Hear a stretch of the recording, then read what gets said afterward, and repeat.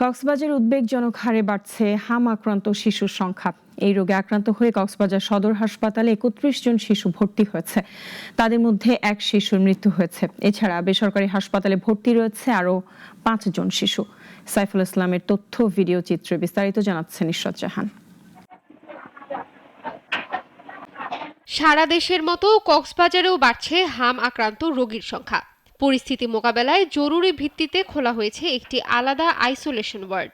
পাতলা পায়খানা, তারপরে বমি, 160 পর্যন্ত জ্বর হয়ে গেছে। তারপর জোলাপ দিছি, কিছুদিন একটু ডরলামে আর উপরে ডরলামে। ডাক্তারের বোঝাই হই ডাক্তারে হানারা দেয় বমি স্যালাইন দিয়ে আর ইঞ্জেকশন সাথে গাছ ধরতে লুটি উঠে বাদে সপ্তাহ বাসারে হসপিটালে যাই ভর্তি দিয়ে 10 দিন লাগা। টিকা না দেওয়ার কারণেই হামের সংক্রমণ বাড়ছে।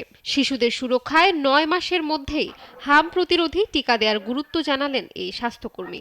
টিকা না দেওয়ার কারণে বাচ্চাদের হামের অসুস্থতা সৃষ্টি হয়। আমাদের 9 মাস যখন পূর্ণ হবে বাচ্চাদের এই হাম টিকাটা অবশ্যই দিতে হবে। শিশুদের হামের লক্ষণ সম্পর্কে সচেতনতা বাড়াচ্ছেন চিকিৎসকরা।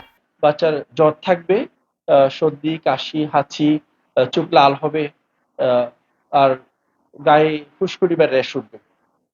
এবং এই রোগীর আমাদের বাচ্চাগুলোর রোগ প্রতিরোধ ক্ষমতা কমে যায়।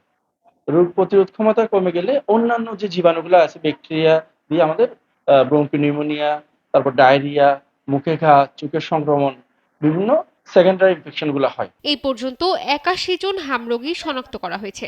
তবে চলতি সপ্তাহে হাম রোগীর প্রকোপ আরো বাড়তে পারে বলে জানালেন এই স্বাস্থ্য কর্মকর্তা। এই পর্যায়ে 81 জন আমরা হামের রোগী পেয়েছিলাম, কিন্তু গত এক সপ্তাহে হামের রোগী বাড়ছে। গত 24 আমরা 22 জন হামের রোগী, পসিবল হামের রোগী আমরা ভর্তি করিয়েছি।